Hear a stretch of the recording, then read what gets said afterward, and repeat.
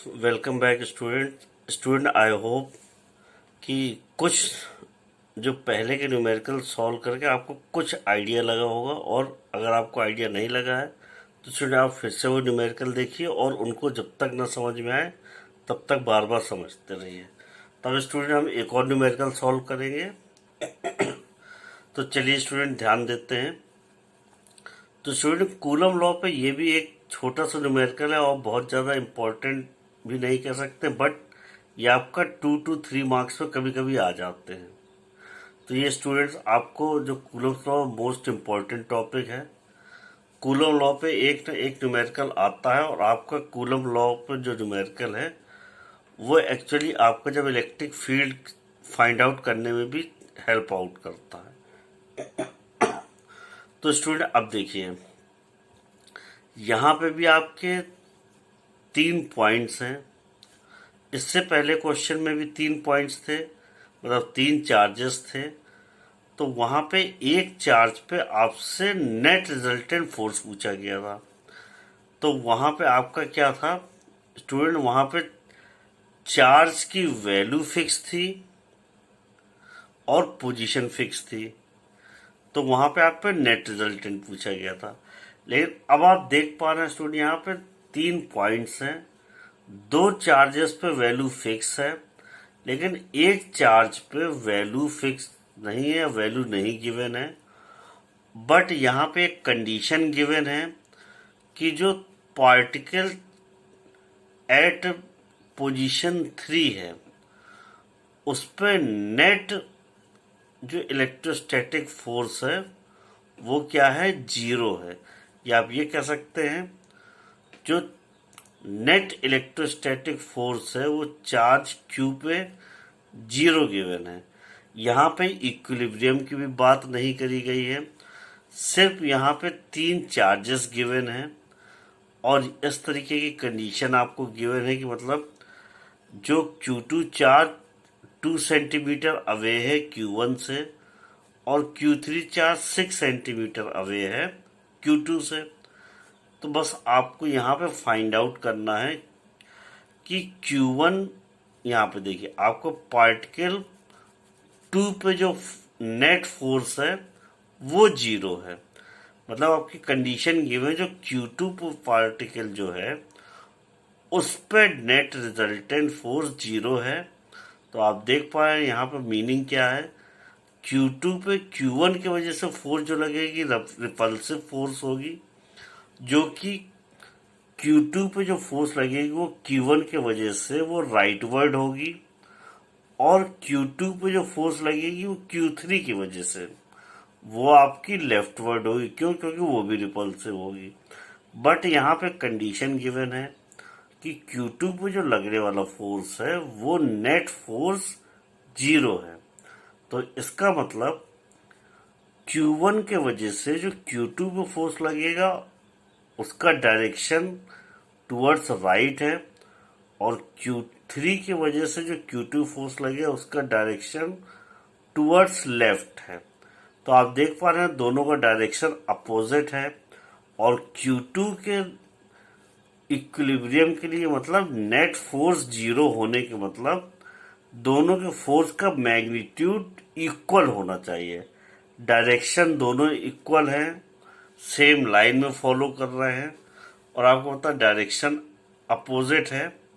तो यहाँ पे मैग्नीट्यूड आपका इक्वल होना चाहिए।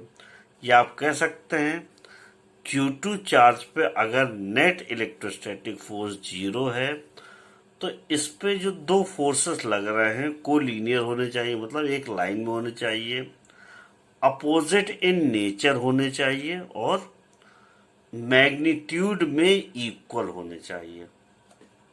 तो आपने नेट फोर्स 0 होने की कंडीशन, जो 3 कंडीशंस हैं वो आपने सेटिस्फाई करा ली।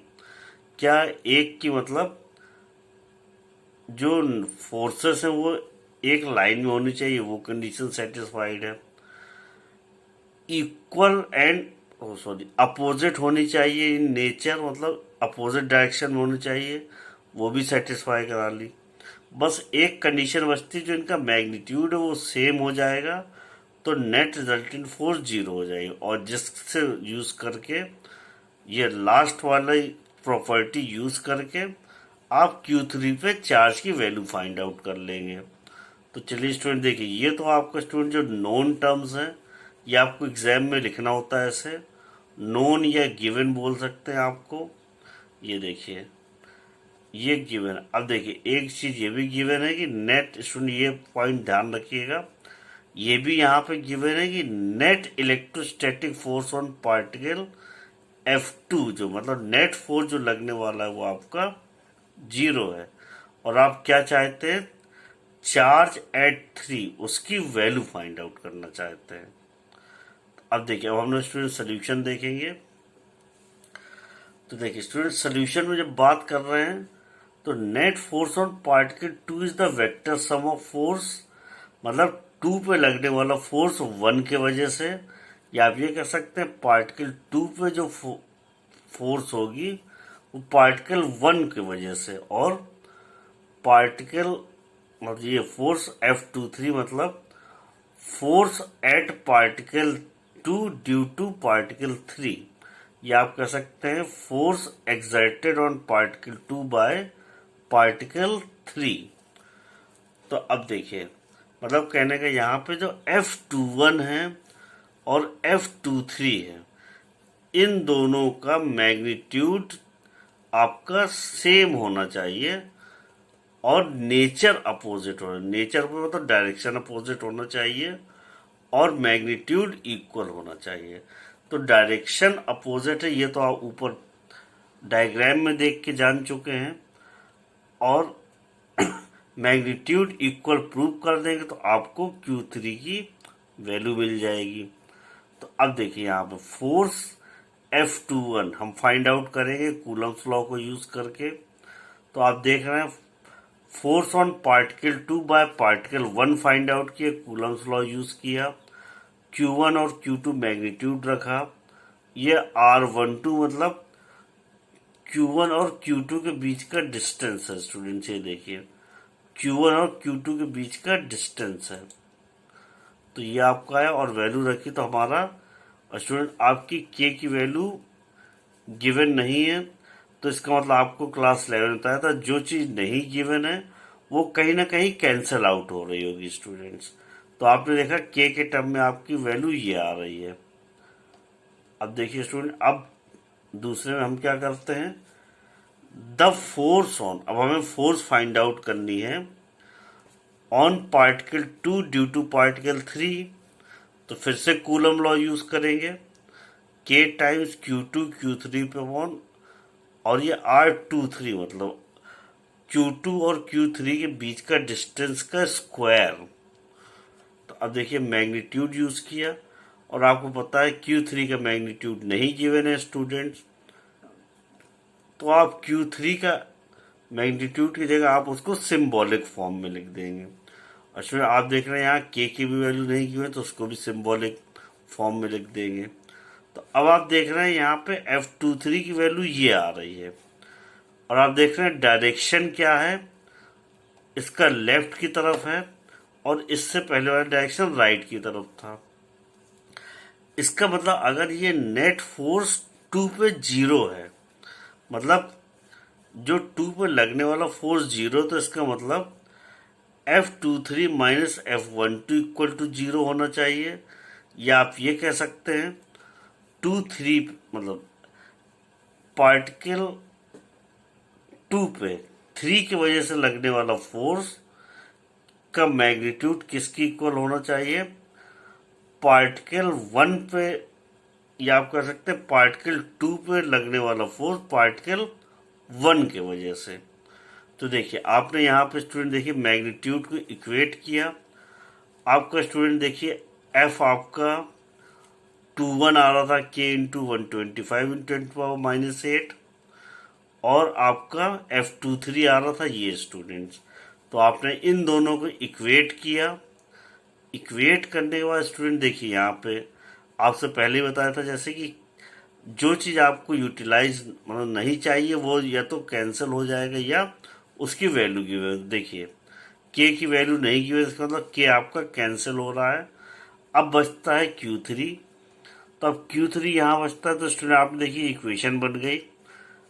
डिफरेंट नंबर्स को कैंसिल आउट करके या डिवाइड और सब्ट्रैक्ट करके, वो मल्टीप्लाई और डिवाइड करके स्टूडेंट देखिए आपका 50 Q3 इक्वल टू ये वैल्यू आ रही है।